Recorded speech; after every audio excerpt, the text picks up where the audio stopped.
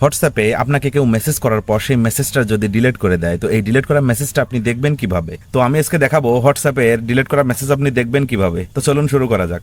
তো কাজটা করার জন্য আমাদের একটা অ্যাপস লাগবে। আমরা প্লে স্টোর থেকে সেই অ্যাপসটি ডাউনলোড করব। তো আমি প্লে স্টোরে চলে যাব। প্লে স্টোরে আসার পর এখানে সার্চ আইকনে এসে লিখব এন্টি ডিলেট। এই যে এন্টি ডিলেট ফর হোয়াটসঅ্যাপ, এই যে এই অ্যাপসটা আমরা ইনস্টল করব আমাদের ফোনে।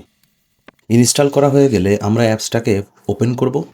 ওপেন করার পরে যে এখানে ক্লিক করে আমরা এই সার্ভিসটাকে রানিং করে দিব, অ্যালাউ করে দিব।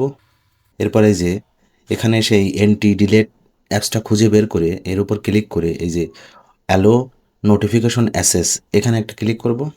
এখানে একটা ক্লিক করে ওকে বাটনে ক্লিক করব। ব্যাকে চলে আসব।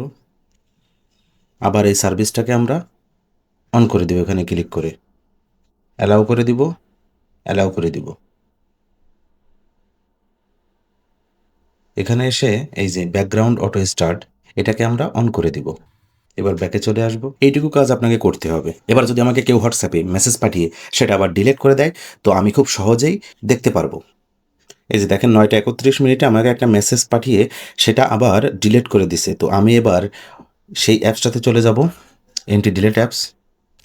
এখানে ক্লিক করে দেখেন এই যে 9টা 31 মিনিটে এই যে আমাকে হাই লিখে মেসেজ করছিল। এই এন্টি ডিলিট অ্যাপসে আসলে আপনি দেখতে পারবেন আপনাকে কে মেসেজ পাঠিয়ে সেটা আবার ডিলিট করে দিয়েছিল। আশা করি বুঝতে পেরেছেন।